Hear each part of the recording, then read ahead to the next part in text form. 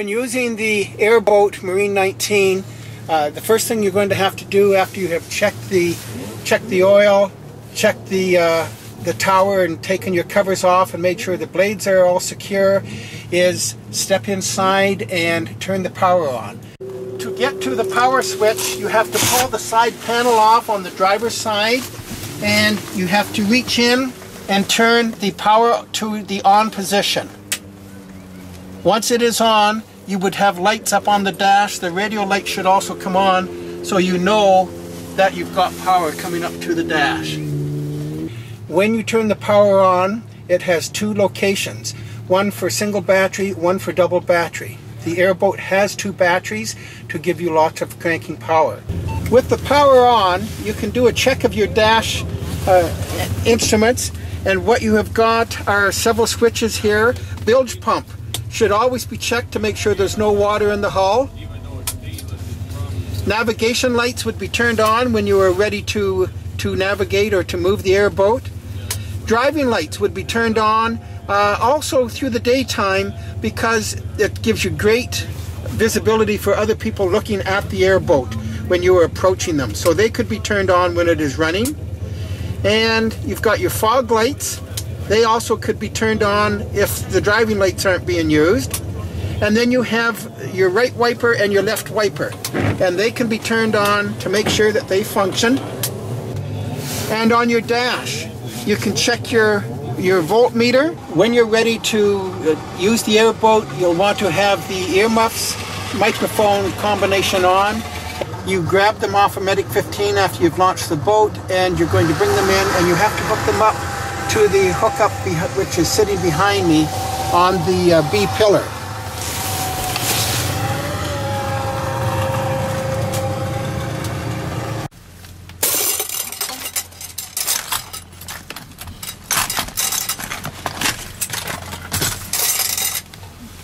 Check your brake. We have a hydraulic brake, and you put your foot on the bulb, and you can press it, and you have someone check your brake outside to make sure it's functioning. On, off, on, off. With the earphones on and the mic combination, you can do a radio check and make sure you have communications with your base or the command, and then you are ready to start the airboat. What you're going to do to start the airboat, first of all, is make sure it is clear behind, that there is no one standing behind the props, and that should be done by each crew member, not just one person.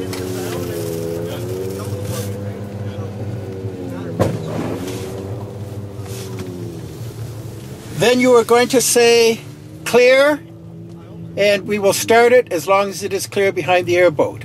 So I look again, it is clear behind us, I holler, clear, starting the airboat, and you turn the ignition key on.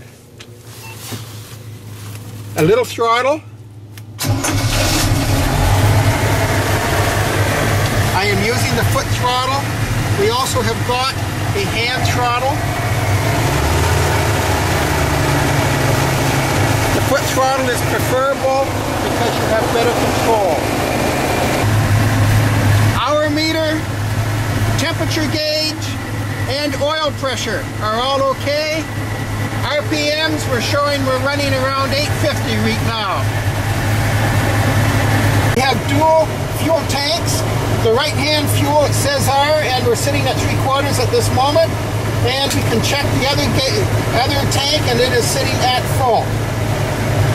Interior lights for nighttime operation if you wish to see inside, and your revolving or emergency lights. We also have an engine warning red light. If that comes on, you shut it down immediately. And the small red light is just an indicator that you have power on.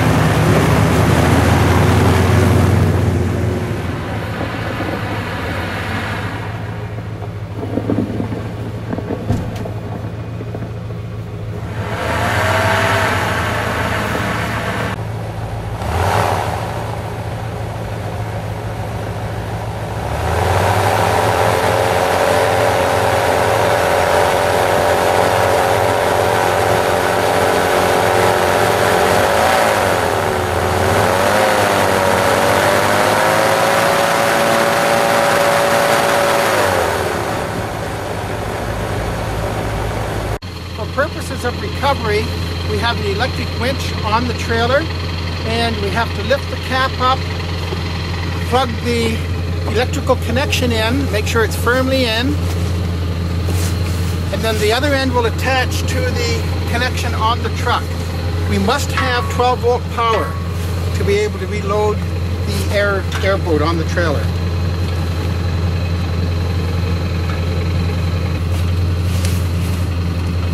There is a knob on the driver's side that has to be released. That is your brake, and it turns counterclockwise to release, and that will allow us to pull the cable out.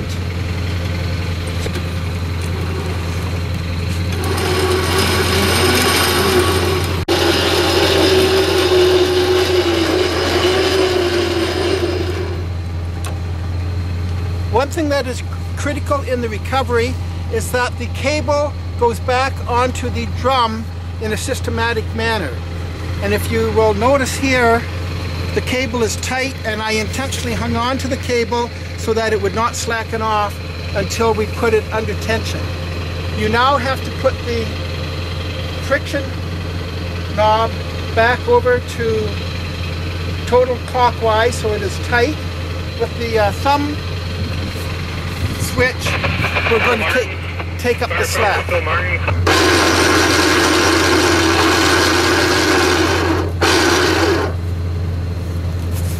We now have the tension on, and we have to tip the trailer so that it will receive the airboat.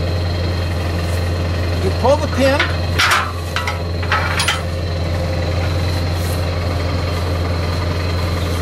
we have to lift the trailer up.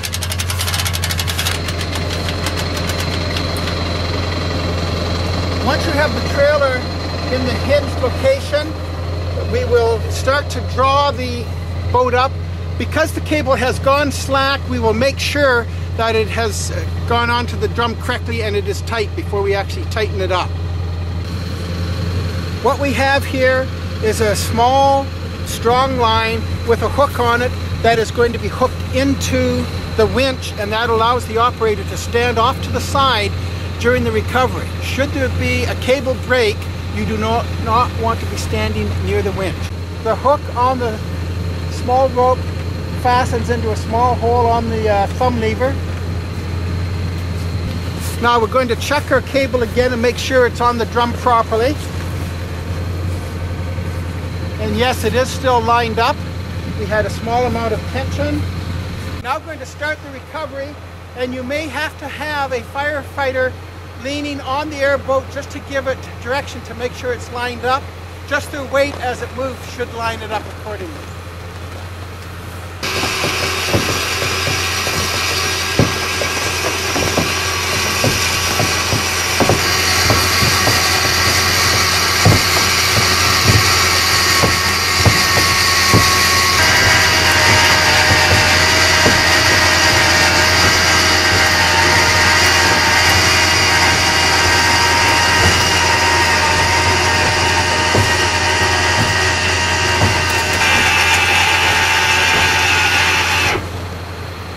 At this point, we are now going to go up and loosen the winch that was pulling the hinge trailer up, and that will allow the trailer to naturally fall back into position as it receives the load. There is a lever on the other side, and we can now put the handle into a neutral position so that this will lower gently. So now the winch itself will be freewheeling as it takes the load.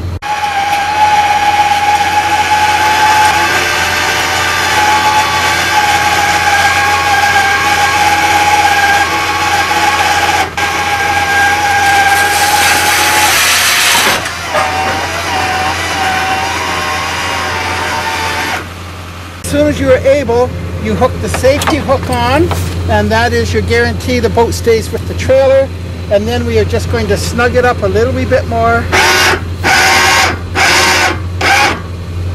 And your boat is now secure on the trailer.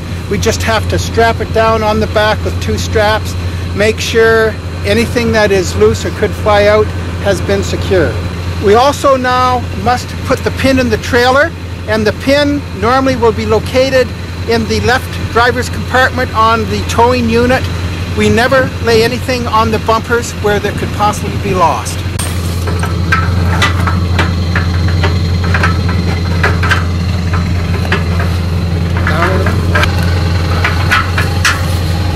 We will now also just take up the slack that is in the winch that controls the hinge on the trailer. So we have to move the handle back into gear position. Take the tension off the handle.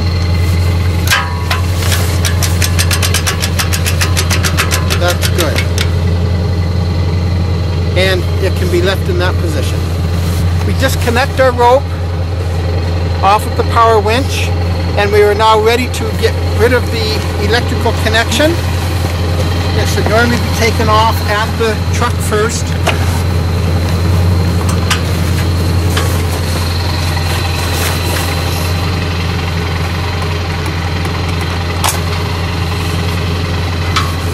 The electrical connection is immediately put back into the driver's side rear compartment on the airboat where it is stored and carried, and the rope, the recovery rope for the thumb lever, will immediately be put back into that same location also.